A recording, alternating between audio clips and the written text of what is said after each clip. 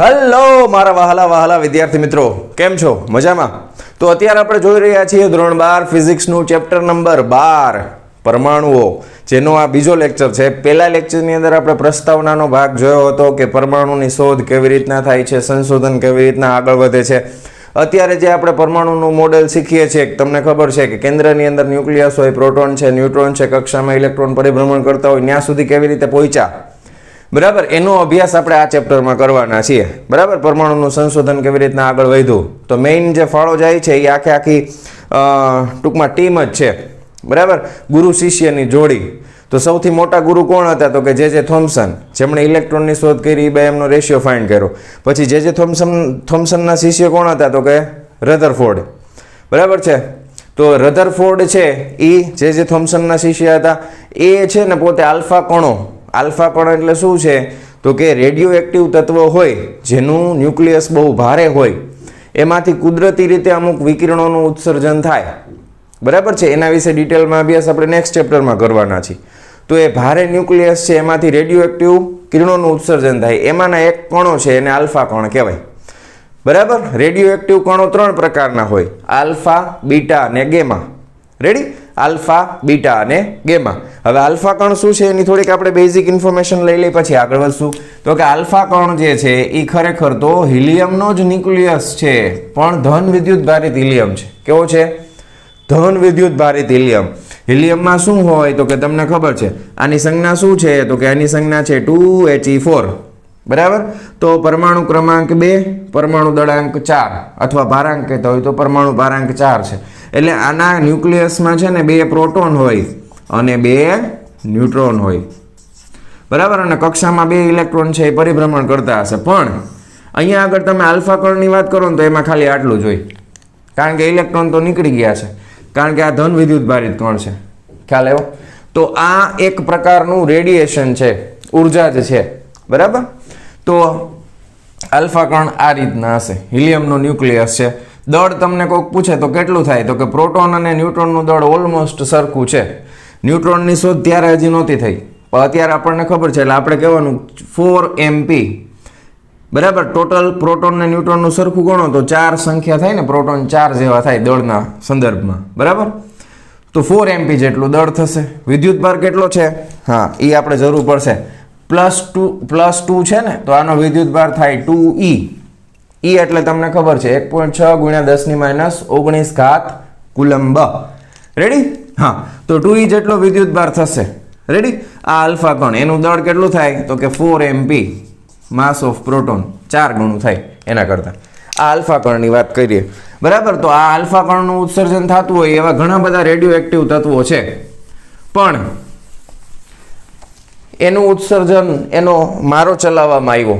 બરાબર છે. પ્રયોગ કોણ કરતું હતું? તો કે કોણ કરે છે? રધરફોર્ડ કરતા હતા. તો રધરફોર્ડ પોતે પ્રયોગ કરતા હતા. 1906ની સાલમાં એમણે આખું સેટઅપ, પ્રાયોગિક સેટઅપ તૈયાર કર્યું. અને એ સેટઅપમાં એમણે શું કર્યું? તો કે આલ્ફા કણ હોય ને, રેડિયેશનના સ્વરૂપમાં, વિકિરણના સ્વરૂપમાં ઉત્સર્જન થતું હોય, તો એનો મારો ચલાવતા હતા અલગ અલગ તત્વો ઉપર. અને પછી એ પ્રયોગ છે એ એમણે એના પોતાના 2 શિષ્યો, બરાબર, જે આપણે લાસ્ટ લેક્ચરમાં શીખાતા, બરાબર, એક હતું હેન્સ ગેઇગર. બરાબર, ઘણીવાર ગાઈગર શબ્દ પણ યુઝ કરે છે, ગેઇગર. અને બીજો હતો અર્ન્સ્ટ માર્સ્ટડન. બરાબર, આ બંને એમના વિદ્યાર્થીઓ હતા. માર્સ્ટડનની ઉંમર છે એ વખતે ખાલી 20 વર્ષની હતી. કોલેજની અંદર અભ્યાસ કરતા હતા. બરાબર, પણ આ સરની અંડરમાં કામ કરતા હતા. તો એમના ગુરુ હતા, બરાબર છે, રધરફોર્ડ. તો રધરફોર્ડની અંડરમાં કામ કરતા હતા. અને આ બધા પ્રયોગો આ બંને વિદ્યાર્થીઓએ ભેગા મળીને કર્યા હતા. બરાબર, ઘણા બધા વર્ષો સુધી પ્રયોગો ચાલ્યા.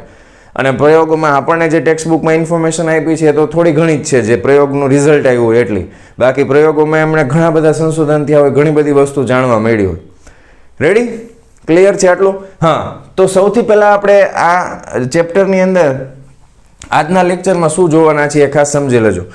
આ થિયરી તો શીખવાના છીએ, સાથે સાથે આનો સબ ટોપિક છે 12.2.1, એ પણ આપણે જોશું. એના પછી ઉદાહરણના 2 દાખલા છે.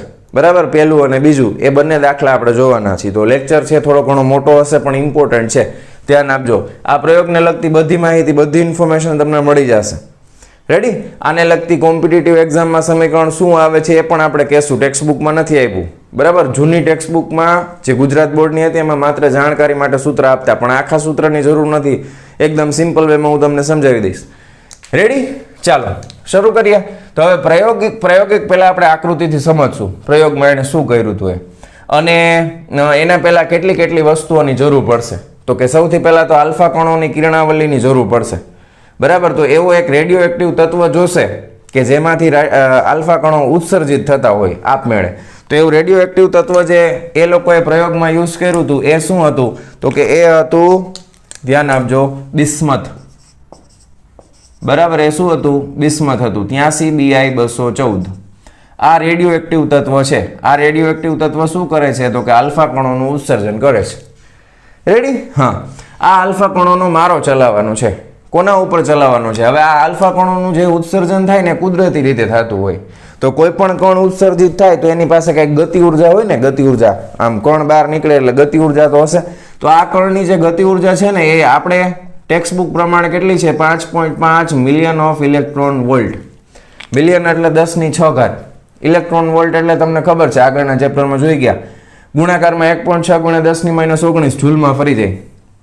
હવે એકચ્યુઅલમાં આટલી છે, પણ મહત્તમ ગતિ ઉર્જા કેટલી હોય? તો કે એ દાખલો આપણે ગણવાના છીએ ને, ઉદાહરણનો બીજો એમાં આવશે સીધું 7.7 મિલિયન ઓફ ઇલેક્ટ્રોન વોલ્ટ. આ મહત્તમ ગતિ ઉર્જા છે. બરાબર. આ બે શું છે? તો કે આ બે કણની ગતિ ઉર્જા છે. ભટકાડવાનું છે આપણે, સંઘાત કરાવવાનું છે. બરાબર. આટલું ક્લિયર થઈ ગયું? ડન છે.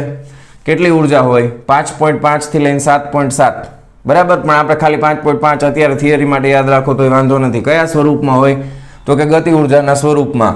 આ એમ શું છે? તો કે મિલિયન. મિલિયન એટલે 10⁶. ઇલેક્ટ્રોન વોલ્ટ જૂલમાં ફેરવવું હોય તો 1.6 × 10⁻19 થી ગુણાકાર કરી નાખવાનો, એટલે આ જવાબ આવશે, જૂલમાં આવશે. રેડી? ડન? આટલું પાકું? રેડી. બહુ સરસ. Very good. હાલો. બરાબર. પછી હવે હું તમને એકચ્યુઅલમાં આકૃતિ ડ્રો કરીને જ સમજાવું. પછી આપણે જે ઘટકો ઘટતા હશે ને એની ચર્ચા કરશું.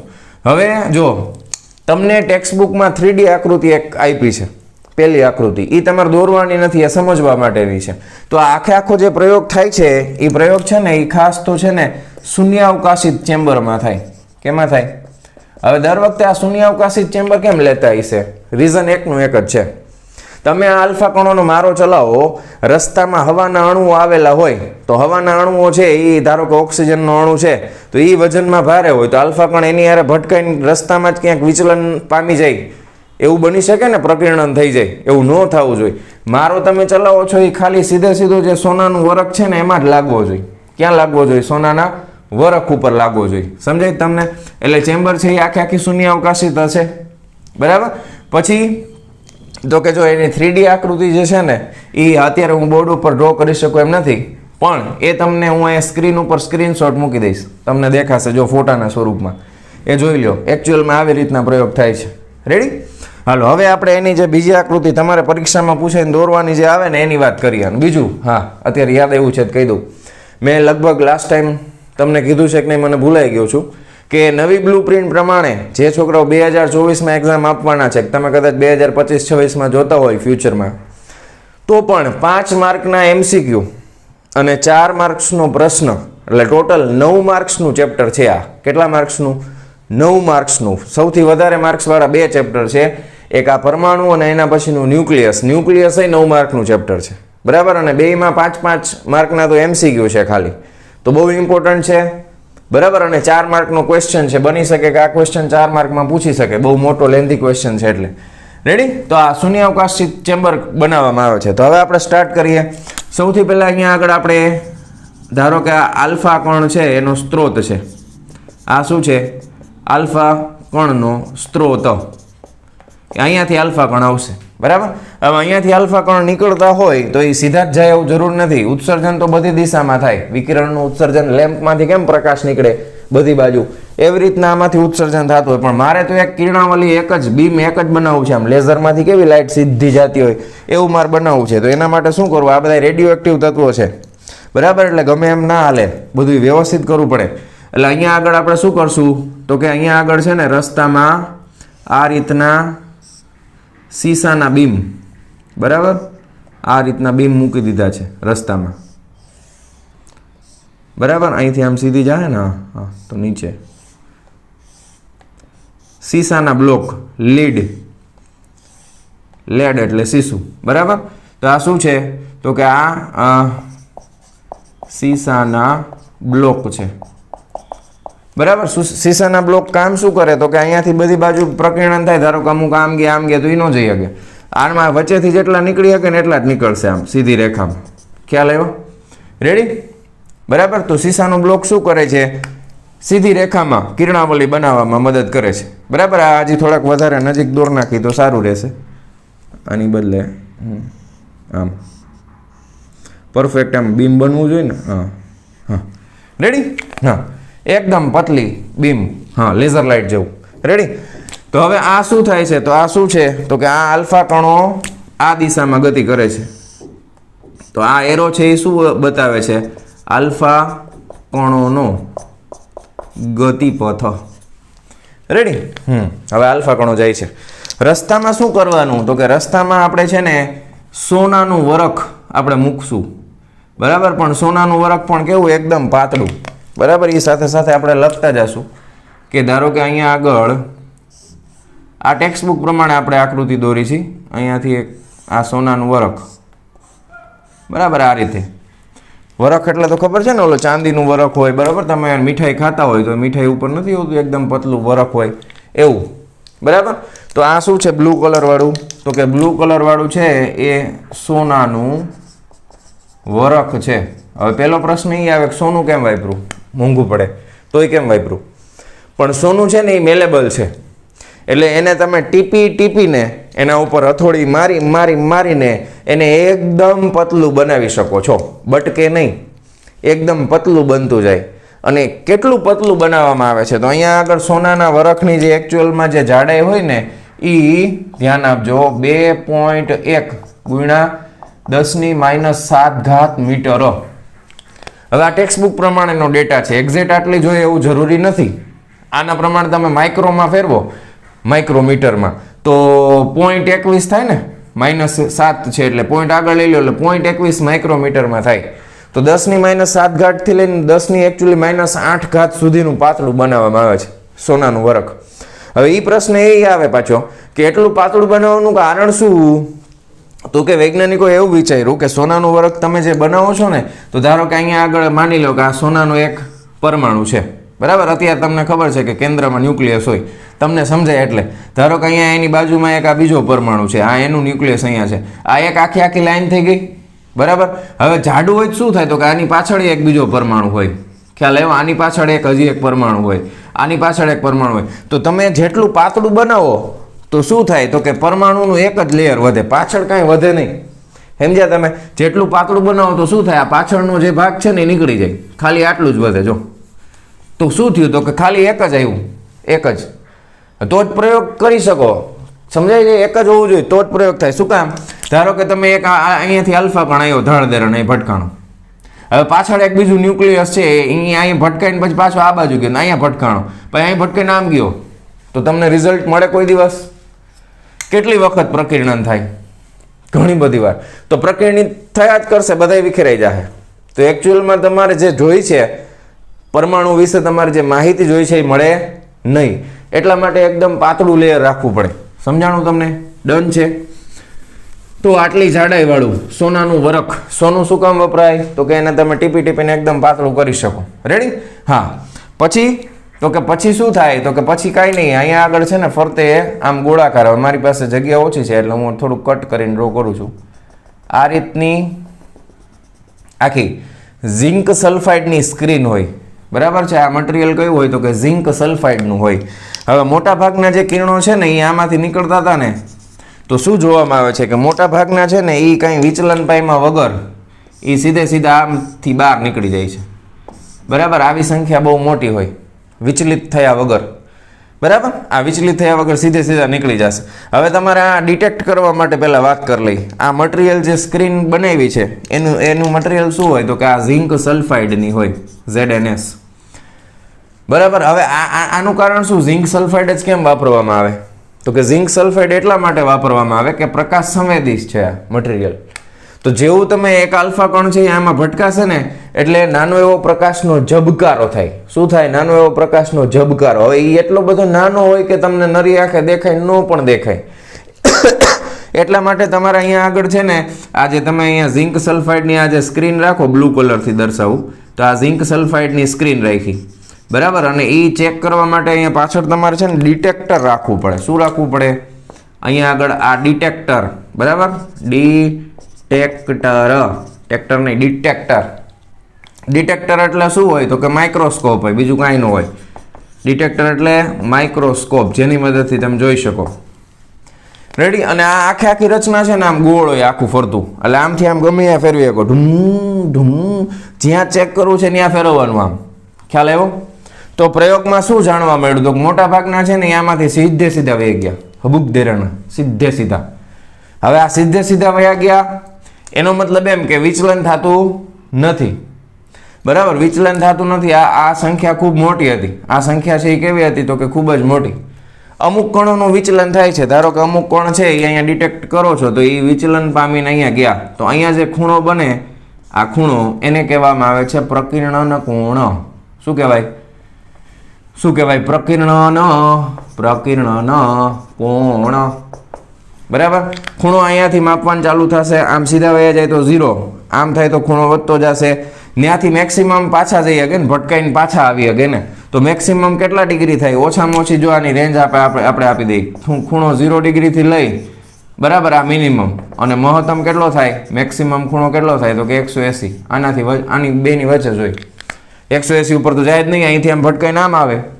ધારો ગોલી બાજુ વિચારો, કાંઈ વાંધો નહીં. અહીંયાથી તમે ખૂણો માપવાનું ચાલુ કરો તો 0 થી 180, આ બાજુ જાય તો 0 થી 180, બરાબર. પ્રકીર્ણન કોણ તમારે આખું 360 નથી લેવાનું, સમજાય છે? જો આ બાજુથી ગણતા હોય નીચે તરફ ખૂણો, તો આ બાજુ 0 થી સ્ટાર્ટ કરી અને 180 આ બાજુ. અહીંયા 0 રાખી ઉપરથી ગણો તો 180 અહીંયા સુધી. ખ્યાલ આવી ગયો? ડન છે? પાકું? Okay, very good. ડન. હા, હવે આ જે પ્રકાશ મેં તમને કીધું, પ્રકાશનો એકદમ નાનો ઝબકારો થાય, બરાબર. તો એને કહેવાય સિન્ટિલેશન. શું કહેવાય? સિન્ટિલેશન. શું કહેવાય એને? એ પ્રક્રિયાને કહેવાય સિન્ટિલેશન, બરાબર. ઇંગ્લિશમાં ટેક્સ્ટ બુકમાં લખ્યું છે પણ હું ગુજરાતીમાં લખું સિન્ટિલેશન, બરાબર. સિન્ટિલેશન. અને આ જે સ્ક્રીન હોય ને એને સિન્ટિલેશન સ્ક્રીન કહેવાય એકચ્યુઅલમાં. અને જે પ્રકાશનો ઝબકારો થાય એને સિન્ટિલેશનની પ્રક્રિયા કહેવાય. ખ્યાલ આવ્યો? ફોટો સંવેદનશીલ હોય એટલા માટે. રેડી? એકદમ નાનો ઝબકારો હોય તો તમારે ગોતવું પડે.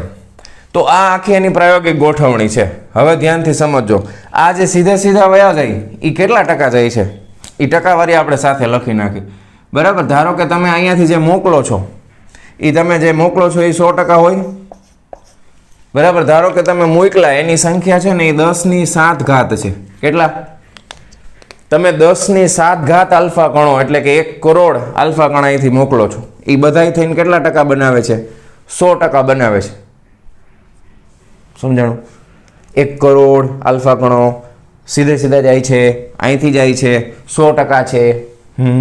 તો સીધા કેટલા ગયા? સીધા એટલે કેટલા સીધા? સીધા એટલે કેટલા સીધા? તો કે હું એમ કહું કે ખૂણાનું મૂલ્ય છે ને <1 ડિગ્રી, 1 ડિગ્રી કરતા ઓછું વિચલન, એટલે ઓલમોસ્ટ સીધા જ વયા ગયા.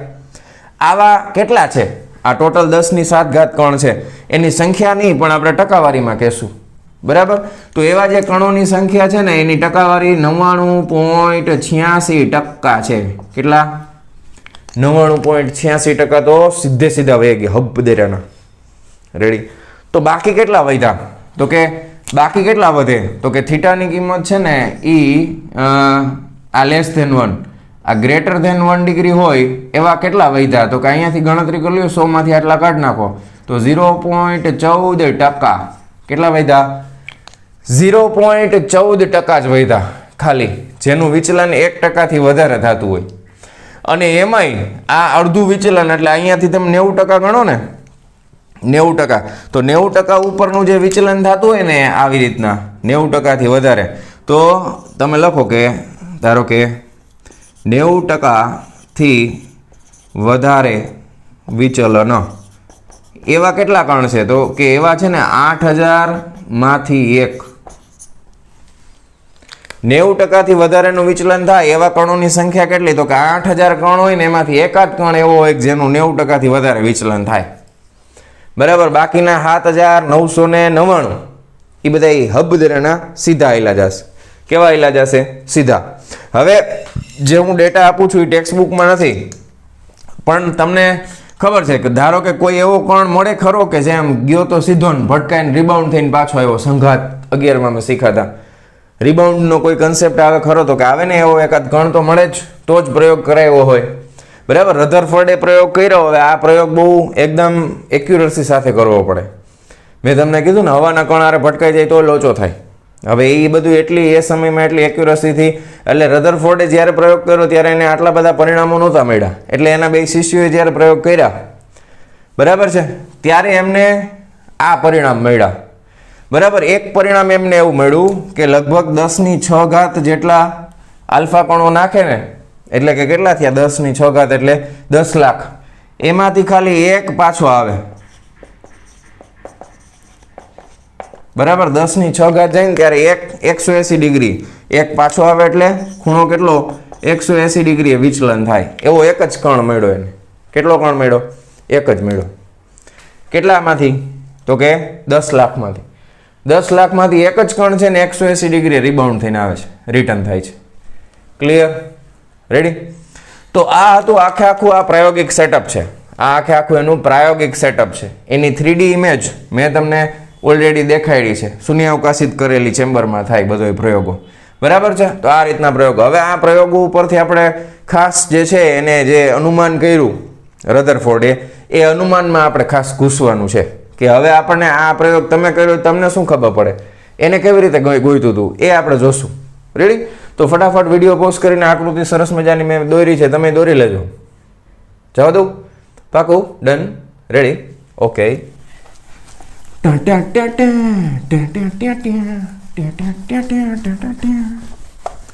Why this cola very day?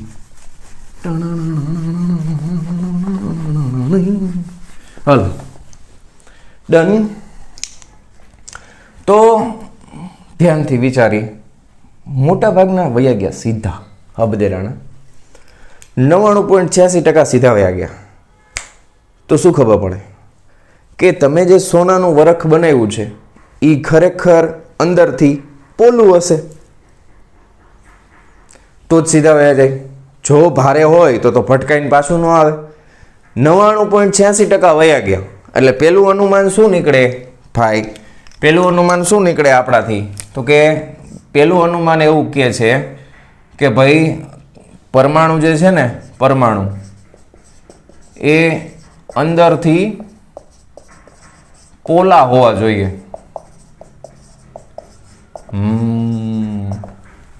સાચું, પોલા હોવા જ જોઈએ તો જ સીધે સીધા નીકળી જાય. બરાબર? નકર તો ભટકાઈને પાછા આવે. સમજાણું? પેલું અનુમાન. આપણે અનુમાન ડાયરેક્ટ ટેક્સ્ટ બુકમાં નથી લખ્યા, પણ આપણે વિચારતા જશું, લખતા જશું તો આપણને આઈડિયા ક્લિયર થતું જાય. ટેક્સ્ટ બુકમાં સમજાવ્યું છે પણ વચ્ચે વચ્ચે. તો પેલું પરમાણુ છે ને એ મોટા ભાગે પોલા હોવા જોઈએ. હવે પોલા હોવા જોઈએ તો ત્યારે જે સંશોધન થયા હતા એમાંથી અને આમણે જે પ્રયોગ કર્યા એમાંથી શું ખબર પડી એ આપણે વાત કરી. તો કે ત્યારે છે ને ઓલરેડી આપણે ધોરણ 11ની અંદર ગતિવાદ શીખી ગયા છો તમે. બરાબર? વાયુઓનો ગતિવાદ. એ પ્રમાણે પરમાણુઓનું જે છે ને, પરમાણુનું કદ, બરાબર? શું? તો કે એ પ્રમાણે જે પરમાણુનું જે કદ હતું ને એ 10⁻10 મીટર જેટલું હતું વાયુના ગતિવાદ પ્રમાણે. અને રધરફોર્ડે જે આ પ્રયોગો કર્યા એમાંથી એમને જે ન્યુક્લિયસ મળ્યું, બરાબર છે? ન્યુક્લિયસ. એ ન્યુક્લિયસ શું છે હમણાં એને કેવી રીતે ખબર પડી આપણે ચર્ચા કરશું, પણ અત્યારે આપણે વાત કરી છે તો ભેગી કરી નાખી કે અહીંયા આગળ જે એ લોકોને અંદાજે જે ન્યુક્લિયસનું જે કદ મળ્યું ને, બરાબર? ન્યુક્લિયસનું કદ કરતાં તમે પરિમાણ શબ્દ યુઝ કરો કદની બદલે. બરાબર? આ પરમાણુનું પરિમાણ એટલે માપ. તો પરિમાણ જે મળ્યું ને એ 10⁻14 મીટરથી 10⁻15 મીટરનું મળ્યું. હવે એ કેવી રીતે ખબર પડી છે? ધ્યાન આપજો. મોટા ભાગના તો વયા ગયા, પણ અમુક એવા હતા 0.14% વાળા કે જેનું અમુક ખૂણે પ્રકીર્ણન થાય છે. હવે પ્રકીર્ણન થાય છે તો એનો મતલબ એમ કે કોઈ ભારે વસ્તુ હોય એની હારે જો આલ્ફા કણ ભટકાય તો જ એનું વિચલન થાય. ભારેની વસ્તુની સાથે ભટકાશે તો જ એનું વિચલન થશે, નકર તો વિચલન થાય નહીં, તો સીધે સીધા હેલા જાય. ખ્યાલ આવ્યો? તો એ વિચલન થાય છે એના ઉપરથી અમને ખ્યાલ આવે છે કે જે એક એવી જગ્યા છે જે બહુ ભારે હોય વજનમાં. પરમાણુની અંદર એક જગ્યા છે કે એ જગ્યા ભારે છે એટલે એનો મતલબ શું થયો? તો કે એનો મતલબ એમ થાય કે પરમાણુનું મોટા ભાગનું દળ, બરાબર, પરમાણુનું મોટા ભાગનું દળ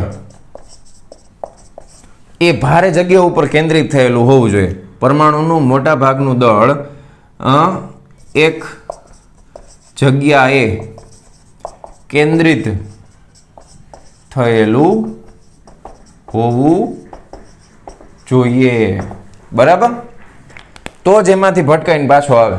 દળ વધારે હોવું જોઈએ. તો બધોય દળ છે ને એ એક જ જગ્યાએ કેન્દ્રિત થયેલું છે. હાલો, દળ કેન્દ્રિત થઈ ગયું.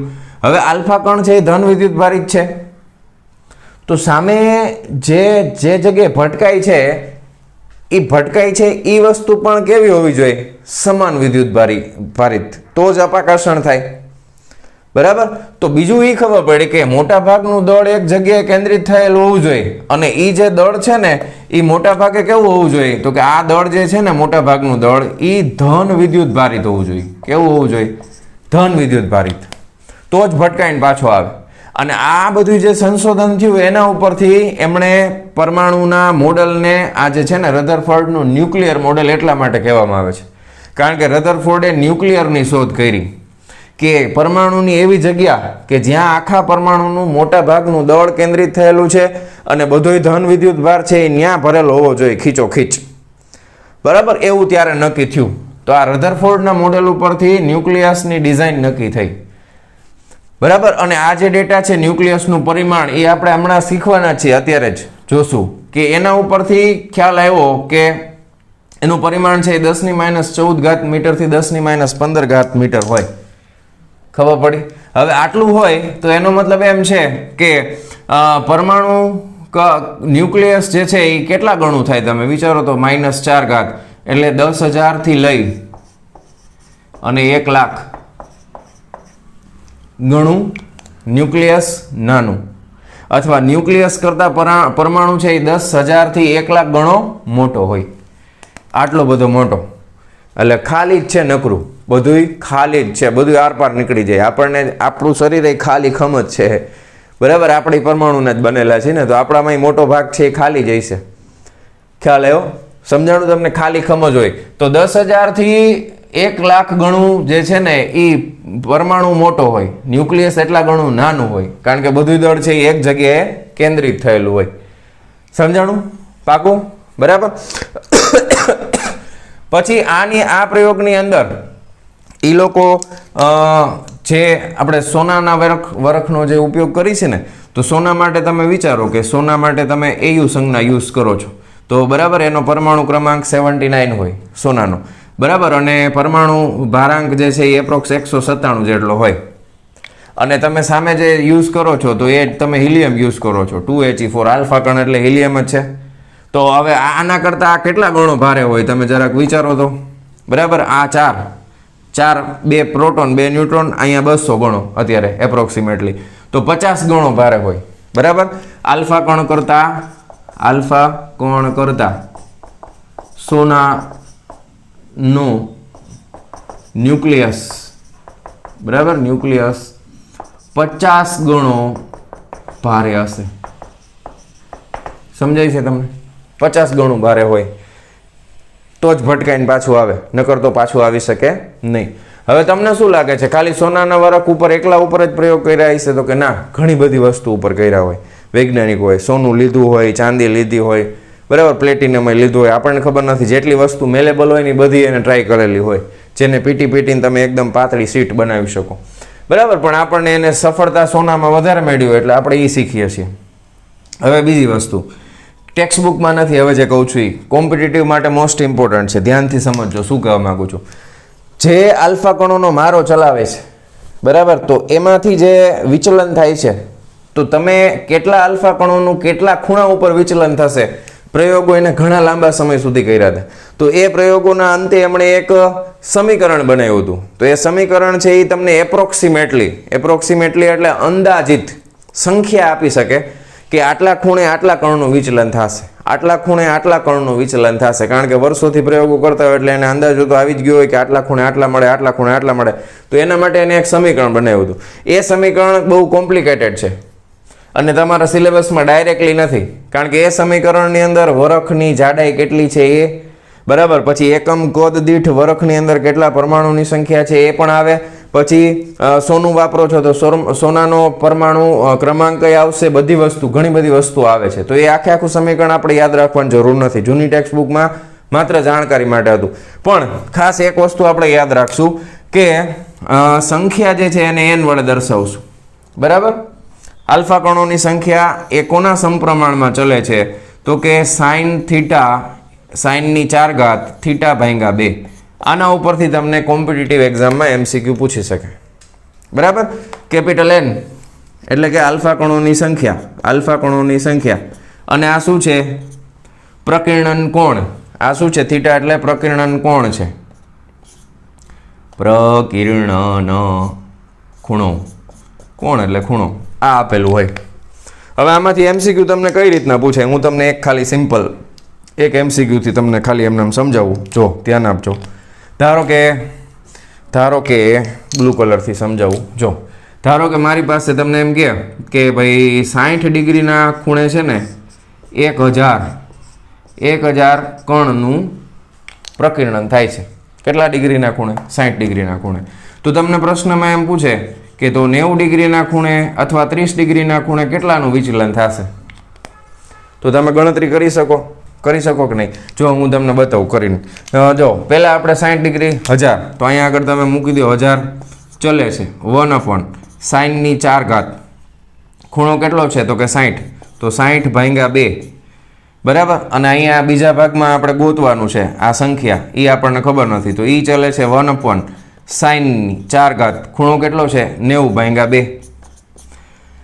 ખ્યાલ આવ્યો? હવે આ બે તમારે n જોઈ છે ને, તો આને તમે સમીકરણ નંબર 1 આપો, આને સમીકરણ નંબર 2 આપો, બેયનો ગુણોત્તર લઈ લ્યો, બરાબર. હવે એ બેયનો ગુણોત્તર આપણે અહીંયા લઈ લઈ તો આ n વાળું ઉપર જશે, બરાબર. n ઉપર આ છેદમાં 1000 ભાગાકાર કરી નાખો એટલે અચળ સંખ્યા તો નીકળી જાય, જે કંઈ પણ હોય, બરાબર. n ઉપર છે તો આ ભાગ નીચે આવશે, છેદનો છેદ ક્યાં આવશે? અંશમાં. તો અહીંયા આગળ તમે જો સાઇનની 4 ઘાત 60 ભાગ્યા 2 એટલે કેટલા ડિગ્રી થાય? 30 ડિગ્રી. છેદમાં શું આવ્યું? સાઇનની 4 ઘાત 90 ભાગ્યા 2 એટલે કેટલા ડિગ્રી થાય? 45 ડિગ્રી, બરાબર. તો એટલે આ 1/2 4 ઘાત છે એટલે 1/2 ગુણ્યા 1/2 ગુણ્યા 1/2 ગુણ્યા 1/2, 45 એટલે 1/√2 ગુણ્યા 1/√2 ગુણ્યા 1/√2 ગુણ્યા 1/√2 થાય ને. હવે આ બે ગયા 1 ગયું, આ બે ગયા √2 એટલે 2 થાય, આ ગયું. તો આ વધ્યું 1/4, બરાબર. તો આ શું આવે? n બરાબર 1000 ભાગ્યા 4, તો કેટલા આવે? 250, બરાબર. તો 90 ડિગ્રીના ખૂણે એપ્રોક્સિમેટ છે આ, તો અંદાજિત 250 તમને આલ્ફા કણો મળે 90 ડિગ્રીના ખૂણે, બરાબર. તો આ કોમ્પિટિટિવ એક્ઝામમાં આમાંથી તમને MCQ પૂછી શકે છે, બરાબર છે. આ સૂત્ર તમને ટેક્સ્ટ બુકમાં નથી આપ્યું, જૂની ટેક્સ્ટ બુકમાં હતું, પણ આપણે ખાસ તમારે આજ યાદ રાખો. આખું સૂત્ર તો બહુ મોટું છે, પણ આ તમને મોસ્ટલી આમાંથી જ પૂછશે, બરાબર. તો ખાસ છે ને આ તમે ટપકાઈ દેજો તમારી બુકમાં, બરાબર. અને આ મેં તમને એક ખાલી સેમ્પલ માટે એક MCQ આપણે કરી નાખ્યો. રેડી? ચાલો જવા દઉં. પાક્કું? ડન? રેડી? ક્લિયર? ઓકે, હાલ હવે આગળ વધી. જો ધીમે ધીમે બધી ખબર પડવા માંડે છે, બરાબર. હા, કે આવી રીતનું કંઈક ન્યુક્લિયસ હોવું જોઈએ, બરાબર. તો આના ઉપરથી એને આઈડિયા આવ્યો. જો બે વસ્તુ ખબર પડી ગઈ કે અંદરથી સાવ પોલા છે, મોટા ભાગનું દળ છે એક જ જગ્યાએ કેન્દ્રિત થયેલું હોવું જોઈએ, બરાબર છે.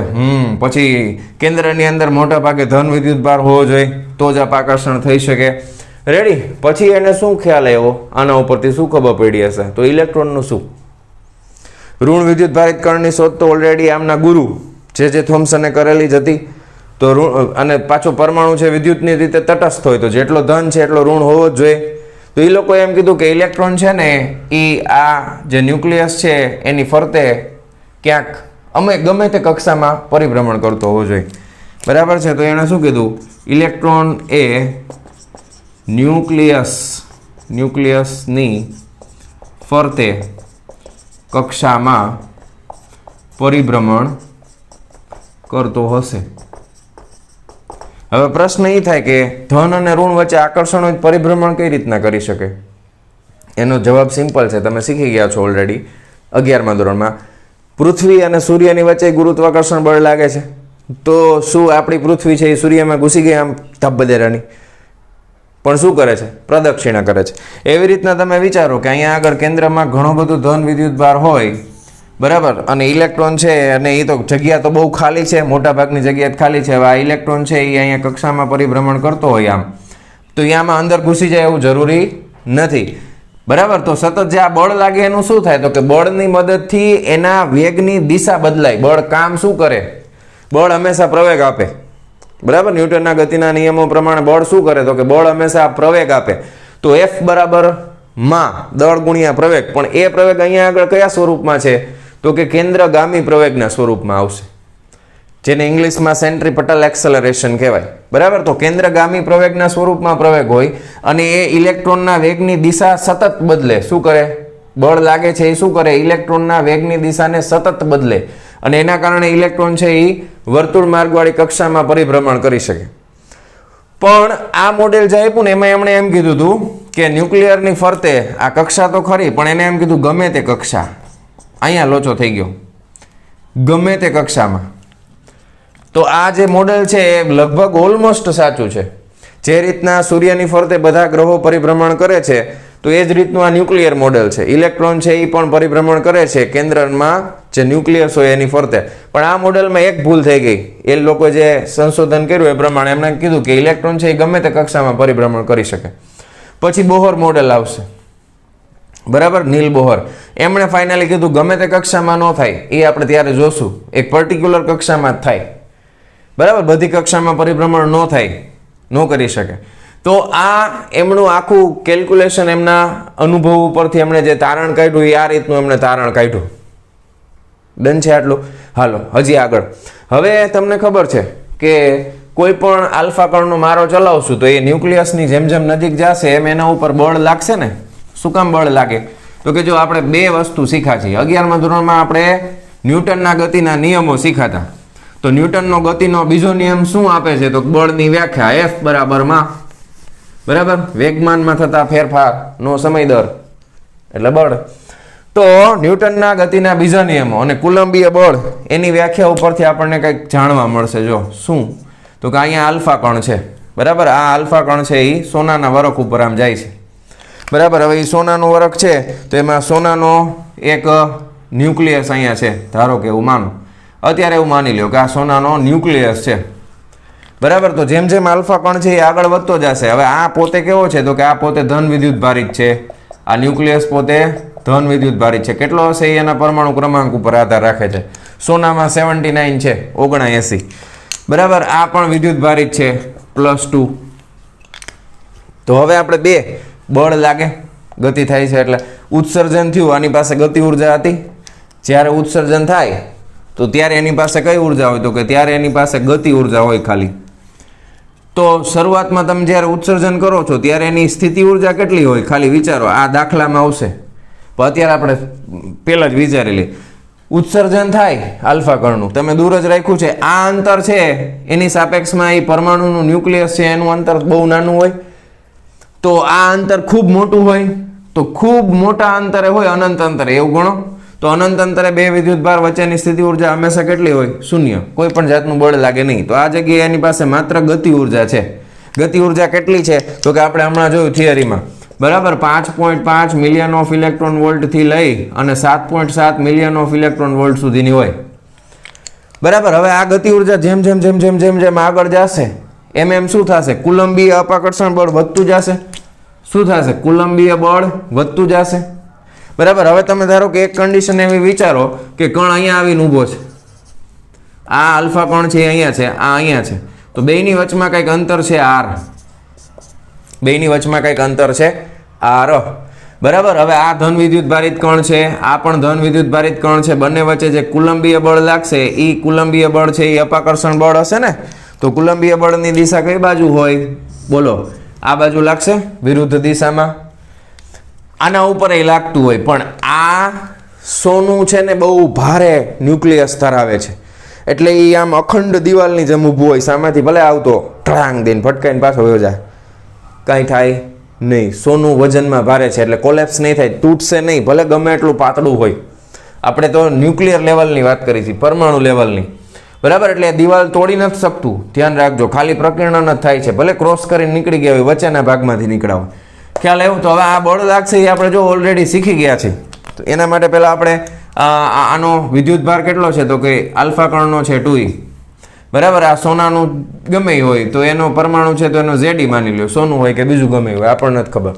ઝેડ છે એ શું છે તો કે પરમાણુ ક્રમાંક, બરાબર. ઈ એટલે વિદ્યુત ભાર, બે વચ્ચેનું અંતર કેટલું આર. તો કુલંબીય બળ આપણે પહેલા જ ચેપ્ટરમાં શીખ્યા છીએ વર્ષો પહેલા. F બરાબર k q1 q2 upon r square. k ની જગ્યાએ આપણે શું લખી શકાય? 1/4 પાઈ એપ્સિલોન 0. k એટલે 1/4 પાઈ એપ્સિલોન 0. q1 q2 એટલે અહીંયા આગળ છે 2e, ગુણાકારમાં શું છે તો કે zed અપોન r અંતર છે તો r નો સ્ક્વેર. ડન છે પાક્કું. આવું સૂત્ર આપણને મળશે, આવું આપણને સમીકરણ મળશે. રેડી? આની મદદથી તમે અંતર શોધી શકો. શું શોધી શકો? અંતર શોધી શકો. પણ એકચ્યુઅલમાં આ થિયરીમાં સમજાવ્યું છે, રિયલમાં દાખલામાં જે આવે છે ને હવે હું તમને સાથે સમજાવી દઉં. પછી દાખલામાં હમણાં આપણે દાખલો જ ગણવાના છીએ, આના પછી એક નાની થિયરી છે, બરાબર. એને કહેવામાં આવે છે ડિસ્ટન્સ ઓફ ક્લોઝેસ્ટ એપ્રોચ. એ દાખલાની અંદર આ 7.7 મિલિયન ઓફ ઇલેક્ટ્રોન વોલ્ટ હોય. તો અહીંયાથી તમે જુઓ કે આની પાસે ગતિ ઉર્જા હતી, આ સ્થિર છે. હવે કોઈ એક જગ્યા એવી આવશે કે જ્યારે આ બળ છે એ મહત્તમ થઈ જશે, બરાબર. અને ફાઇનલી આલ્ફા કણ છે એ ઊભો રહી જશે, અને ત્યાંથી કુલંબીય બળ વધશે એટલે એ પાછો ગતિ ઉર્જાનું રૂપાંતર થઈ એક જગ્યાએ એવી આવશે કે જ્યારે સ્થિર થઈ જશે. તો ગતિ ઉર્જાનું સંપૂર્ણપણે કેમાં રૂપાંતર થઈ જાય? સ્થિતિ ઉર્જામાં રૂપાંતર થાય. ખ્યાલ આવ્યો? તો સ્થિતિ ઉર્જા અહીંયા આગળ, ધારો કે અહીંયા આગળ એની સ્થિતિ ઉર્જા મહત્તમ થઈ ગઈ, ગતિ ઉર્જા આમ જઈ ને તો અહીંયા સ્થિતિ ઉર્જા શૂન્ય હતી, તો નજીક ગયા એમ સ્થિતિ ઉર્જા વધી ગઈ. ખ્યાલ આવે તમને? તો આની પાસે જે શરૂઆતમાં ગતિ ઉર્જા હતી એ બધી ગતિ ઉર્જાનો અહીંયા પહોંચશે ત્યાં સુધી કેમાં રૂપાંતર થઈ જશે તો કે સ્થિતિ ઉર્જામાં થઈ જશે. તો અલ્ટિમેટલી આ ગતિ ઉર્જા અને સ્થિતિ ઉર્જા બે કેવા હોવા જોઈએ? સરખા. ગતિ ઉર્જા અને સ્થિતિ ઉર્જા બે કેવા હોવા જોઈએ? સરખા. ખ્યાલ આવ્યો? તો સ્થિતિ ઉર્જા છે એ કયા સ્વરૂપમાં સ્ટોર થાય તો કે આ બે વચ્ચેના અપાકર્ષણ બળના સ્વરૂપમાં. તો સ્થિતિ ઉર્જાનું સૂત્ર આપણે ઓલરેડી શીખી જ ગયા છીએ ભાઈ. તો સ્થિતિ ઉર્જા u બરાબર શું થાય કે q1 q2 બાય r. તો આ શું થઈ જાય? 1/4 પાઈ એપ્સિલોન 0. q1 q2 એટલે 2e, આ zed અપોન r એટલે એને આપણે નામ આપશું d, બરાબર. ડિસ્ટન્સ ઓફ ક્લોઝેસ્ટ એપ્રોચ, આનાથી વધારે અંદર ઘૂસી શકે એમ નથી. આ ઓછામાં ઓછું અંતર. હવે આ અંતર જે છે ધારો કે એ મેક્સિમમ આવી ગયો છે નજીક, તો આ અંતરને હવે આપણે d નામ આપશું. r d જે છે એ r જ છે, અને એના બરાબર શું થાય તો કે એના બરાબર એની પાસે જે ગતિ ઉર્જા હતી કાઇનેટિક એનર્જી એ થાય. તો ગતિ ઉર્જા હવે આના ઉપરથી d જોતો મળી જાય, d બરાબર 1/4 પાઈ એપ્સિલોન 0 2e zed ના છેદમાં k. જો હવે તમને બધી વસ્તુ ખબર છે. આ 1/4 પાઈ એપ્સિલોન 0 કેટલા થાય? 9 × 10⁹ ન્યૂટન મીટર સ્ક્વેર પર કુલમ સ્ક્વેર. રેડી? ખબર છે? e ની કિંમત 1.6 × 10⁻−19 કુલમ.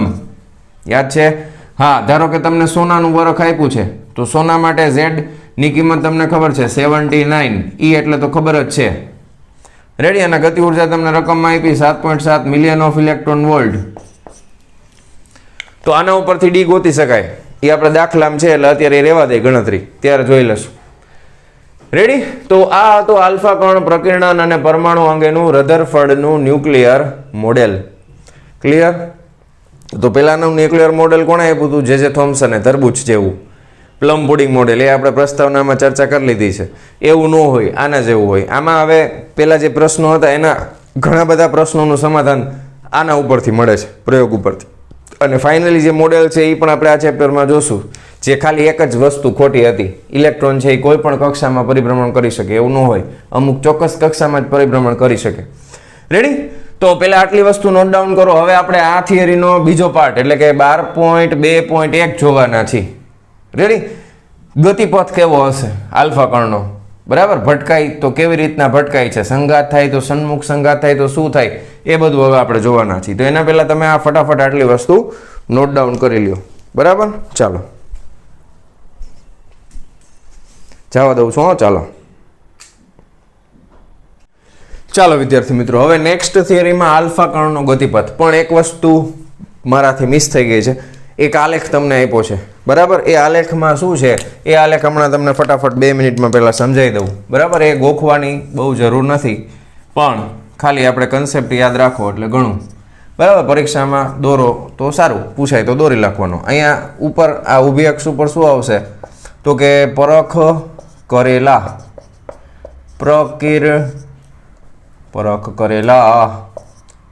પ્રકીર્ણિત કણોની સંખ્યા એટલે ટૂંકમાં n, બરાબર? અહીંયા n આવશે, બરાબર? અને અહીંયા આગળ આવશે પ્રકીર્ણન કોણ એટલે કે થીટા. રેડી? સંખ્યા કેટલી આપણે લેવાની છે તો કે અહીંયા 10 થી સ્ટાર્ટ કરી ઘાત વધારતી જવાની. 10 ની 1 ઘાત, 10 ની 2 ઘાત, 10 ની 3 ઘાત, 10 ની 4 ઘાત, 10 ની 5 ઘાત, 10 ની 6 ઘાત, 10 ની 7 ઘાત સુધી, 1 કરોડ સુધી હોય ટૂંકમાં, બરાબર? 7 ઘાત એટલે. પછી અહીંયા ડિગ્રી છે, ખૂણો, ડિગ્રીમાં લીધેલું છે ખૂણો, બરાબર? તો એ રેડિયનમાં નથી, યાદ રાખજો. અહીંયા લખી નાખી ડિગ્રીમાં, બરાબર? એટલે ડિગ્રી. હાલો, અહીંયા 20, 40, 60, 80, 100, 20 નું ગેપ લઈ લેવાનું. 120, 140, 160, 180, બરાબર? 180 ડિગ્રી મેક્સિમમ વિચલન 180 ડિગ્રી થાય ને, એનાથી વધારે ન થાય. રેડી? તો હવે ખાસ તમારે અહીંયા 2 કણ આપણે યાદ રાખશું. એક કણ છે એ 10 ની 7 થી એકદમ નજીક, કારણ કે મોટા ભાગનું 99.86% તો સીધા જ વહ્યા જાય છે, એટલે મોટા ભાગના અહીંથી નીકળી જશે, બરાબર? અને એક તમને કીધું 10 ની 6 ઘાત એક કણ એવો આવે જે 180 ડિગ્રી વિચલન થાય. તો એ 180 થી થોડુંક અહીંયા તમારે નજીક એક બીજો કણ દર્શાવવાનો. વચ્ચેના જે પ્રાયોગિક રીતે આવેલા છે એ બધા ગોખવાના ન હોય, પણ એ વચ્ચે તમે ગમે તે રીતે રેન્ડમલી આ રીતનો તમને ગ્રાફ આવશે, એમાં વચ્ચે અમુક કણો દર્શાવેલા છે, બરાબર? આ રીતના. તો આ રીતનો ગ્રાફ છે, બરાબર? તો આ ગ્રાફ સિમ્પલ છે એકદમ. 10 ની 7 ઘાત અહીંયા 180 સુધી. આ શું છે? પરખ કરેલા પ્રકીર્ણિત કણોની સંખ્યા છે, અને અહીંયા આગળ પ્રકીર્ણન કોણ છે, ખૂણો થીટા ડિગ્રીમાં. રેડી? તો આ રીતે આલેખ તમે યાદ રાખી શકો. જાઓ દઉં, ડન, સહેલું છે આ. હવે આપણે જોવાના છીએ કે ગતિપથ કેવી રીતે હોય, બરાબર? તો એના માટે એક બહુ સરસ મજાનો શબ્દ છે. એકચ્યુઅલી ગુજરાતી કરે ને એટલે લોચો થાય. પહેલાં જૂની ટેક્સ્ટબુકમાં ઇંગ્લિશમાં જ કહેતા ઇમ્પેક્ટ પેરામીટર. ઇંગ્લિશ આપણે પહેલાં લખી નાખી કાઉન્સમાં.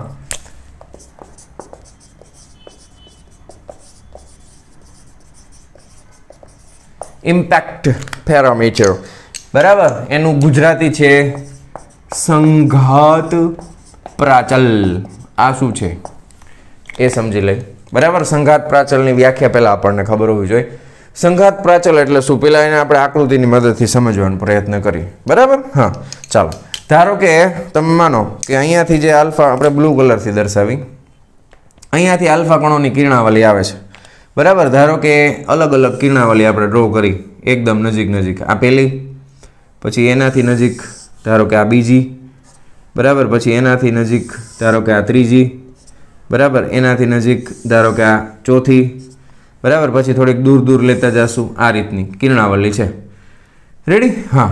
હવે હું એમ કહું છું કે આ જે પહેલી જે કિરણાવલી છે ને એ એક્ઝેક્ટ શું કરે છે તો કે એક્ઝેક્ટ અહીંયા આગળ જે આ સોનાનું ન્યુક્લિયસ છે ને અહીંયા આવી, હા, આ સોનાનું ન્યુક્લિયસ છે. અને આ બ્લુ કલર વાળી શું છે તો કે આલ્ફા કણોની કિરણાવલી છે. આલ્ફા કણોની કિરણાવલી. ડન? ઓકે. હવે વૈજ્ઞાનિકોએ શું જોયું પ્રયોગ ઉપરથી, ખબર શું પડી તો કે જે કણ આમ જતો હતો ને એ તો પહોંચતોય નથી બિચારો, પહોંચી નથી શકતો, અને અહીંથી રિવર્સ થઈ જાય પાછો, રિટર્ન ટુચુક. તો આ કણ માટે એક આને શું કહેવાય, આવું જે થાય એને શું કહેવાય, આને આપણે 11માં શીખાતા સન્મુખ સંઘાત. કેવો સંઘાત? સન્મુખ સંઘાત. માથા હારે માથું પટકાય, ઇંગ્લિશમાં એને કહેવાય હેડ ઓન સંઘાત. તો આ હતો સન્મુખ સંઘાત. તો સન્મુખ સંઘાત થાય તો પટકાઈને રિબાઉન્ડ થાય. રિબાઉન્ડ થાય તો ખૂણો કેટલાનો આવે? ખૂણો આવે 180 ડિગ્રી. બરાબર છે, વેરી ગુડ, ડન. હવે આ જે નજીક જવાની ટ્રાય કરતો હતો આની નજીક જ છે ઓલમોસ્ટ, એટલે એ શું કરશે ખબર છે? એ અહીંથી આમ વાંકો વળીને ઘૂબ દઈને આમ વયો જશે દૂર. બરાબર. પછી એક બીજો કોણ છે, એ આમ નજીક આવતો હતો પણ એ શું કર્યું તો કે એ છે ને અહીંથી વાંકો વળીને આમ વયો ગયો ઘૂબ દઈને. બરાબર. હજી એક કણ આવતો હતો નજીક. બરાબર. તો એનું વિચલન થયું પણ એ થોડોક આમ વયો ગયો ઘૂબ દેરાનો. હજી એક આવતો હતો એ આમ વયો ગયો આમ. બરાબર. પણ હજી તમે જેમ જેમ દૂર જતા જશો, ધારો કે હજી દૂર જાવ તો થોડુંક જ આમ થાય. બરાબર. હજી દૂર જાવ તો સીધું વયું જાય. ખબર પડી કેમ આવું થાય? કુલંબીય અપાકર્ષણ બળ લાગે. બરાબર. આઈ ધન વિદ્યુત ભારિત કણ, આઈ ધન વિદ્યુત ભારિત કણ, તો કુલંબીય અપાકર્ષણ બળ લાગે. તો એક વસ્તુ તમે નોટિસ કરી કે આમાં જે વિચલન થાય છે ને, આ વિચલન એનું કનેક્શન છે ને આ જે આલ્ફા કણોની કિરણાવલીના વેગ સદિશની જે દિશા છે, એ વેગ સદિશની દિશા અને આ સોનાનું જે ન્યુક્લિયસ છે એ બંને વચ્ચેનું લંબ અંતર છે ને એની હારે છે. ડિંગ ડિંગ ડિંગ ડિંગ ડિંગ ડિંગ ડિંગ ડિંગ. કોની હારે છે? લંબ અંતરની સાથે. ધારો કે હું તમને સમજાવવા માટે ખાલી હવે આપણે રેડનો યુઝ કરશું કે અહીંયા ધારો કે ખૂણો તમે કોઈ પણ રીતે તમે દોરી શકો. આ ટેક્સ્ટબુકમાં અહીંયા બતાવ્યું છે તો અહીંયા આપણે કરી તમે ખૂણો ગમે તે લઈ શકો. આ બધા ખૂણા છે, આને તમે આની યાર લંબાવી દો તો તમને ખૂણો મળશે થીટા. બરાબર. તો અહીંયા જે ખૂણો આવે છે આ ખૂણો શું છે તો કે આ થીટા છે. પ્રકીર્ણન કોણ છે. બરાબર. તો આ જે અહીંયા એકચ્યુઅલી અહીંયાથી જે આ અંતર, આનું જે અંતર છે સેન્ટર વાળું, તો એ આ સીધી રેખા આ છે. બરાબર. તો આ સીધી રેખા અને આપણે આ રેખા દર્શાવી, તો આ બે વચ્ચેનું જે આ લંબ અંતર, ખાસ ધ્યાન રાખજો, શબ્દ હું વારે ફરતે ટેક્સ્ટબુકમાં લંબ નથી લખ્યું એટલે કન્ફ્યુઝન થાય. આ લંબ અંતર છે અને આ લંબ અંતરને જ કહેવામાં આવે છે સંઘાત પ્રાચલ. આને શું નામ આપ્યું છે ભાઈ? આને જ નામ આપ્યું છે સંઘાત પ્રાચલ. બરાબર. અને એની સંજ્ઞા બી દર્શાવી છે, બી વડે સ્મોલ બી. બરાબર. સંઘાત પ્રાચલની સંજ્ઞા બી વડે દર્શાવેલી છે. હવે ખબર પડી ગઈ? તો કોક તમને પૂછે સંઘાત પ્રાચલ એટલે શું? બરાબર. તો તમારે શું કહેવાનું? તો કે આલ્ફા, લખી દઉં ગુજરાતીમાં, આલ્ફા કણોના પ્રારંભિક વેગ સદિશ રાશિ છે. આલ્ફા કણોના પ્રારંભિક વેગ સદિશની દિશા તથા તમે કોની હારે ભટકાળો છો? કોઈ ન્યુક્લિયરની સાથે. સોનાનું ન્યુક્લિયસ છે એની હારે ભટકાશે ને. બરાબર. તો આલ્ફા કણોના પ્રારંભિક વેગ સદિશની દિશા તથા સોનું હોય ગમે હોય, ન્યુક્લિયસ વાપરી દે શબ્દ, ન્યુક્લિયસ અથવા ન્યુક્લિયર. બરાબર. ન્યુક્લિયર વચ્ચેના લંબ અંતરને આલ્ફા કણોના પ્રારંભિક વેગ સદિશની દિશા એટલે આ અને ન્યુક્લિયર વચ્ચેના લંબ અંતરને, બરાબર, શું કહેવાય? સંઘાત પ્રાચલ કહે છે. સંઘાત પ્રાચલ એટલે કે બી કહે છે. બરાબર. તથા નહીં, અને કણોના પ્રારંભિક વેગ સદિશની દિશા અને ન્યુક્લિયર વચ્ચેના લંબ અંતર, બરાબર, ન્યુક્લિયર વચ્ચેના લંબ અંતરને સંઘાત પ્રાચલ કહે છે. વેગ સદિશની દિશા એટલે આ ગણવાની અને લંબ અંતર એટલે આ રેખાથી જે લંબ અંતર હોય નહીં. બરાબર. ધારો કે અહીંયા અને આ જો સંઘાત પ્રાચલનું મૂલ્ય દરેક કિરણાવલી માટે અલગ અલગ હશે. સંઘાત પ્રાચલનું મૂલ્ય દરેક કિરણાવલી માટે અલગ અલગ હશે. તો સંઘાત પ્રાચલનું મૂલ્ય જ્યારે લઘુત્તમ હોય, હવે ધ્યાન આપવા, આ બી સંઘાત પ્રાચલનું જ્યારે મૂલ્ય લઘુત્તમ હશે, કેવું હશે? લઘુત્તમ. તો કેવો સંઘાત કેવો થશે? તો કે એ કેસની અંદર સન્મુખ સંઘાત થશે. બરાબર. ખબર પડી? લઘુત્તમ એટલે આ જે અંતર છે ને બી એ સાવ 0 એટલે આ સીધી રેખામાં એટલે માથારે માથું ભટકાય, સન્મુખ સંઘાત થાય. તો એક કેસની અંદર ખૂણો કેટલો મળે તો કે એ એપ્રોક્સિમેટલી પાય હોય 180 ડિગ્રી. બરાબર, ડિગ્રીના ફોર્મમાં લખવું હોય તો 180 ડિગ્રી ચાલે, કાંઈ વાંધો નહીં. બરાબર, પણ જેમ જેમ સંઘાત જે પ્રાચલ છે, સંઘાત પ્રાચલનું મૂલ્ય વધતું જશે એમ આ ખૂણો એનું મૂલ્ય ઘટતું જશે. બરાબર, બીનું મૂલ્ય જેમ વધારે, જો જેમ દૂર જાઓ છો, પહેલાં તો 180 થઈ ગયું, આ ખૂણો કેટલો હતો આટલો ટોટલ, આ 180 ડિગ્રી. બરાબર, સન્મુખ સંઘાતમાં. પછી જો પછી થોડાક દૂર ગયા એટલે આ ખૂણાનું મૂલ્ય આટલું આવ્યું, નાનું થઈ ગયું 180 કરતાં. તો જેમ બી વધે એમ ખૂણો ઘટે અને ફાઇનલી જ્યારે બી બહુ વધારે હોય, બીની કિંમત બહુ વધારે હોય, ધારો કે અહીંયા બીની કિંમત આટલી મોટી છે તો ખૂણાનું વિચલન કેટલું થાય? 0 ડિગ્રી. બસ આટલી જ વસ્તુ આ થિયરીમાં આપણે સમજવાની હતી. બરાબર, ખાસ કરીને સંઘાત પ્રાચલ એટલે શું છે અને એનું કનેક્શન તમારા વિચલન કોણ અથવા પ્રકીર્ણન કોણની સાથે કઈ રીતના છે એ વસ્તુ આપણે આમાં શીખવાની હતી. બરાબર, તો એકચ્યુઅલમાં આ રીતનો પ્રયોગ છે. રેડી? અને ઓલું ડિટેક્ટર 180 થતું હોય એટલે એકચ્યુઅલમાં તમે જે મેં ગોળ દોર્યું હતું ને એ સાવ એકદમ ઓછી જગ્યા હોય. ધારો કે હું તમને આમ બતાવું, ધારો કે મેં આ ગોળો દોર્યો, પછી અહીંયા નાનો એવો ખાલી છેદ પાડી દઉં ને, એ રીતનો આખો પ્રયોગ 3Dમાં તમે જોયું હશે. બરાબર ને, આટલી જગ્યામાંથી આ પ્રકાશની કિરણાવલી જાય ને અહીંયાથી જે વિચલન થાય તો એ આમાં ગમે એટલા 180 એટલે એપ્રોક્સિમેટ અહીંયા સુધી આવે ને તો એ ડિટેક્ટર પહોંચી શકવું જોઈએ. ખ્યાલ આવી?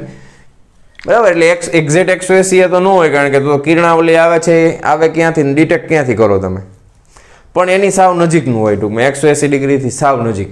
રેડી? તો ડિટેક્ટર સાવ અહીંયા રાખેલું હોય. ઓકે, અને હવે આપણે જોવાના છીએ બે સરસ મજાના ઉદાહરણના દાખલા. રેડી? જોજો, સ્કીપ ન કરી દેતા, જોજો પૂરો લેક્ચર તમારા માટે બનાવું છું. અને એક્ઝામ નજીક હોય તો તમે એક કામ કરી શકો, યુટ્યુબની અંદર વિડીયો જોતા હોય ને તો એમાં એક સ્પીડનું ઓપ્શન આવે છે. બરાબર, જ્યારે રિવિઝનનો ટાઈમ હોય, બહુ ઇમરજન્સી છે, એક્ઝામ નજીક છે, ટાઈમ પૂરતો નથી, વિડીયો જોવો છે પણ બહુ મોટો વિડીયો છે, શું કરવાનું? સ્પીડ તમે 1.5 સુધી લઈ જઈ શકો. બરાબર, પછી 1.75 ને 2 કરશો તો પછી કંઈ ટપોય નહીં પડે, બહુ વધારે વયું જશે સ્પીડમાં. એટલે 1.5 ફૂલ કોન્સન્ટ્રેશનની સાથે, બરાબર, ઇયર પ્લગ લગાવી ધ્યાનથી જુઓ, બધું સમજાઈ જશે. ચાલો જવા દઉં છું. ચાલો વિદ્યાર્થી મિત્રો, હવે આ જે પહેલો દાખલો છે એની રકમ મોટી છે પણ કાંઈ એટલું બધું કોમ્પ્લિકેટેડ નથી, એકદમ ઇઝી છે, તમને સમજાઈ જશે. હું રકમ વાંચું છું, ટેક્સ્ટ બુક ન હોય તોય ચિંતા ન કરતા. બરાબર, ખાલી એકવાર ધ્યાનથી સાંભળો એટલે ખબર પડી જશે. જેમ પૃથ્વી સૂર્યની આસપાસ કક્ષામાં ભ્રમણ કરે છે તેમ પરમાણુ અંગેના રધરફર્ડના ન્યુક્લિયર મોડેલમાં ન્યુક્લિયસ, જેની ત્રિજ્યા લગભગ 10⁻15 મીટર છે, સૂર્યના જેવો જ છે અને જેની આસપાસ ઇલેક્ટ્રોન કક્ષામાં એની ત્રિજ્યા લગભગ 10⁻10 મીટર છે, ભ્રમણ કરે છે. જો સૂર્યમંડળના પરિમાણના પ્રમાણ પરમાણુના જેવા હોય તો પૃથ્વી સૂર્યની અત્યારે જે છે તેના કરતાં વધારે નજીક કે દૂર હોત. પૃથ્વીની કક્ષાની ત્રિજ્યા આપી છે અને સૂર્યની ત્રિજ્યા આપી છે. બરાબર, એ આપણે કહેવાનું છે કે વધારે નજીક હોત કે દૂર. એ આકૃતિ મેં જો અહીંયા દોરીને તમને સમજાવ્યું છે. હવે આ બે સરખા છે. બરાબર, આ શું છે તો કે આ ન્યુક્લિયસ છે. બરાબર છે, અને આ જેવી રીતના ન્યુક્લિયસ છે એવી રીતના સૂર્ય છે, જેવી રીતના ઇલેક્ટ્રોન પરિભ્રમણ કરે છે એવી રીતના પૃથ્વી પ્રદક્ષિણા કરે છે. આ બેના પરિમાણે લખ્યા છે. ન્યુક્લિયસની ત્રિજ્યા 10⁻15, ઇલેક્ટ્રોનની કક્ષાની ત્રિજ્યા 10⁻10 મીટરના ક્રમની. એવી રીતના સૂર્યની ત્રિજ્યા 10⁸ મીટર અને પૃથ્વીની કક્ષાની ત્રિજ્યા 10⁻11 મીટર. તો હવે આ બેનું તમે કમ્પેરિઝન કરો તો આ બેની ઘાતમાં કેટલો ડિફરન્સ છે એ તમે ચેક કરો. આ બેની ઘાતનો ડિફરન્સ કેટલો છે તો કે 5 કેટલી? 10⁵ તફાવત છે. બરાબર, આના કરતાં 10⁵ આ વધારે છે. જો આ માઇનસમાં છે, ધ્યાન આપજો, એટલે આ મોટી થઈ, આ અંદરની નાની થઈ. હવે આ અંદરની છે એ 10⁸ છે, એનું કમ્પેરિઝન કરો તો આમાં તમે 5 ઉમેરો તો 7 × 10⁸ × 10⁵ કરો તો 7 × 10 કેટલી ઘાત થવી જોઈએ? 8 ને 5 13. બરાબર, પણ એકચ્યુઅલમાં કેટલી છે તો કે એકચ્યુઅલમાં છે 11. તો આ બે વચ્ચે તફાવત કેટલો છે તો 10⁵ નો. 10⁵ એટલે 100 ગણું. બરાબર. એકચ્યુઅલમાં 10⁸ છે હોવી જોઈએ, અહીંયા આગળ 10⁻11 છે. એ કેટલી હોવી જોઈએ? 10⁻13. બરાબર. તો આપણી પૃથ્વી છે એ સૂર્યથી નજીક છે કે દૂર? આની કમ્પેરિઝનમાં દૂર છે કે નજીક? નજીક છે. બરાબર. તો એના ઉપરથી આપણને શું જાણવા મળ્યું કે સૂર્યમંડળમાં જેટલા ગ્રહો અને સૂર્યની વચ્ચે અવકાશ છે, ખાલી જગ્યા, એના કરતાં વધારે અવકાશ રધરફર્ડના પરમાણુ મોડેલમાં ન્યુક્લિયર અને ઇલેક્ટ્રોનની વચ્ચે રહેલો છે. બરાબર. ફાઇનલી જે ચેક કક્ષા, છેલ્લી કક્ષામાં ઇલેક્ટ્રોન હોય એ જેનું પરિમાણ થાય ને, એમાં વધારે અવકાશ છે. કેટલા ગણો વધારે? તો કે 100 ગણો વધારે અવકાશ આમાં છે. બરાબર. આના કરતાં આપણી કમ્પેરિઝન કરીએ પરિમાણના સંદર્ભમાં, એકચ્યુઅલમાં તો બેમાં ઘણો મોટો ડિફરન્સ છે. આ માઇક્રો લેવલે છે અને આ બહુ વિશાળ લેવલે છે. તો આ તોય કમ્પેરિઝન કરો તો આ 100 ગણી નજીક છે પૃથ્વી. ખ્યાલ આવી ગયો? બસ આટલું જ આમાં સમજાવવાનું છે. બીજો દાખલો બહુ ઇમ્પોર્ટન્ટ છે, જે મેં તમને આગળ હમણાં થિયરીમાં કીધું એ વસ્તુ આપણે જોવાના છીએ. રેડી? તો આ ફટાફટ વિડીયો પોઝ કરીને આ ડ્રો કરીને તમે લખી નાખશો તોય તમને યાદ રહી જશે. ચાલો જવા દઉં છું. ચાલો વિદ્યાર્થી મિત્રો, નેક્સ્ટ ઉદાહરણ છે 12.2. ગેઇગર માર્સડનના પ્રયોગમાં 7.7 મેં કીધું હતું ને, મિલિયન્સ ઓફ ઇલેક્ટ્રોન વોલ્ટ ઉર્જા છે ગતિ ઉર્જાના સ્વરૂપમાં. આલ્ફા કણ ક્ષણિક સ્થિર બનીને તેની દિશા ઉલટાવે તે અગાઉ ન્યુક્લિયસથી તેનું નજીકતમ અંતર કેટલું હશે? બરાબર છે. તો આપણે ફરી પાછું તમને હું સમજાવી દઉં. બરાબર. ધારો કે અહીંયાથી આલ્ફા કણ જે છે એ પોતાની ગતિની શરૂઆત કરે આ રીતે. બરાબર. અને રસ્તામાં આગળ ક્યાંક ઘણે દૂર એક અહીંયા આગળ આ ન્યુક્લિયસ છે સોનાનું. બરાબર. તો અહીંયા પહોંચે છે. તો હવે અહીંયા આગળ આ તમારે જે છે ને નજીકતમ અંતર, એને કહેવામાં આવે છે ડિસ્ટન્સ ઓફ ક્લોઝેસ્ટ એપ્રોચ. શું કહેવાય એને? ડિસ્ટન્સ ઓફ ક્લોઝેસ્ટ એપ્રોચ, જેને સ્મોલ ડી વડે દર્શાવવામાં આવે છે. માનો કે આની પાસે જે પ્રારંભિક ગતિ ઉર્જા છે ને એ કેટલી આપી છે? તો કે 7.7 મિલિયન્સ ઓફ ઇલેક્ટ્રોન વોલ્ટ છે. એની મદદથી અહીંયા પહોંચી શક્યો. બરાબર. પછી આનાથી દૂર જઈ શકતો નથી. અહીંયાથી પાછી રિટર્ન ઠપકારે છે ગતિ. બરાબર. તો એનો મતલબ એમ કે નજીકતમ આટલું તમે નજીક જઈ શકો. ડિસ્ટન્સ ઓફ ક્લોઝેસ્ટ એપ્રોચને ડી વડે દર્શાવવામાં આવે છે. હવે અહીંયા આગળ આપણે ઉર્જા સંરક્ષણના નિયમનો જ ઉપયોગ કરવાના છે, બીજું કંઈ કરવાના નથી. બરાબર. હવે તમે શરૂઆતમાં વિચારો કે અહીંયા આગળ એની પાસે જ્યારે આલ્ફા કણ નીકળે છે ત્યારે એની કુલ ઉર્જા છે, બરાબર છે, એ માત્ર કયા સ્વરૂપમાં હશે? તો કે કુલ ઉર્જા એટલે ગતિ ઉર્જા વત્તા સ્થિતિ ઉર્જા. સ્થિતિ ઉર્જા તો આ બહુ દૂર છે અંતર, તો સ્થિતિ ઉર્જા તો આપણે શૂન્ય ગણીને હાલશું. તો અહીંયા આગળ કુલ છે ઉર્જા છે એ માત્ર એની પાસે ગતિ ઉર્જાના સ્વરૂપમાં છે. તો આ ઇનિશિયલ એનર્જી થઈ ગઈ. બરાબર. અને જ્યારે અહીંયા પહોંચે છે આના પછી તો પાછો વયો જાય છે. તો અહીંયા આગળ એની પાસે જે ઉર્જા છે એ ફાઇનલી આ અંતિમ ઉર્જા છે. તો અંતિમ ઉર્જામાં અહીંયા આગળ માત્ર કુલ ઉર્જામાં શું હતું? માત્ર ગતિ ઉર્જા હતી. હવે અહીંયા આગળ તમને એમ કે છે કણ અહીંયા સ્થિર થાય છે. સ્થિર થઈ જતો હોય તો ગતિ ઉર્જા શું થઈ જાય? શૂન્ય થઈ જાય. અને યાંત્રિક ઉર્જા સંરક્ષણના નિયમ પ્રમાણે બધી જ ગતિ ઉર્જાનું રૂપાંતર કેમાં થઈ ગયું હોય? તો કે સ્થિતિ ઉર્જામાં થઈ ગયું હોય. તો અહીંયા આગળ એની પાસે માત્ર કઈ ઉર્જા છે? તો કે માત્ર એની પાસે સ્થિતિ ઉર્જા છે. તો પ્રારંભિક અને ઉર્જા સંરક્ષણના નિયમ પ્રમાણે કુલ ઉર્જા હંમેશા સરખી જ હોય. જેટલી પહેલા હતી એટલી પછી હોય, કારણ કે આ સંઘાતની વાત કરીએ છીએ. બરાબર. સંઘાતની ચર્ચા થાય છે. તો સંઘાતની અંદર ઉર્જા સંરક્ષણનો નિયમ લાગુ પાડી દઈએ તો શું મળે? તો કે અહીંની ગતિ ઉર્જા અને અહીંની સ્થિતિ ઉર્જા બે સરખા થવા જોઈએ. રેડી? તો ગતિ ઉર્જા માટે આપણે સમીકરણ લખી નાખશું. તો કે ગતિ ઉર્જા K બરાબર સ્થિતિ ઉર્જા એટલે શું થાય? K Q1 Q2 by R. તો K એટલે થશે 1/4 પાઈ એપ્સિલોન 0. Q1 Q2 એટલે આલ્ફા કણનો વિદ્યુત ભાર 2E. બરાબર. આનો વિદ્યુત ભાર ખબર નથી, ZE. બરાબર. અપવન ડિસ્ટન્સ સ્થિતિ ઉર્જા છે, બળ નથી, તો ડિસ્ટન્સ ખાલી એક જ આવશે, D. રેડી છે? ડન છે? પાક્કું? ક્લિયર? તો આના ઉપરથી તમે આ નજીકતમ અંતરને કરતા બનાવો એટલે આ શું થઈ જાય? 1/4 પાઈ એપ્સિલોન 0. રેડી? અને આ થઈ જશે 2ZE². ના છેદમાં શું આવશે? તો કે K આવી જશે. રેડી? હવે આમાં તમારી પાસે બધી કિંમત છે તમે મૂકી શકો. પેલું 1/4 પાઈ એપ્સિલોન 0 છે, એની કિંમત કેટલી થાય? તો કે 9 × 10⁹ ન્યૂટન મીટર સ્ક્વેર પર કુલમ સ્ક્વેર.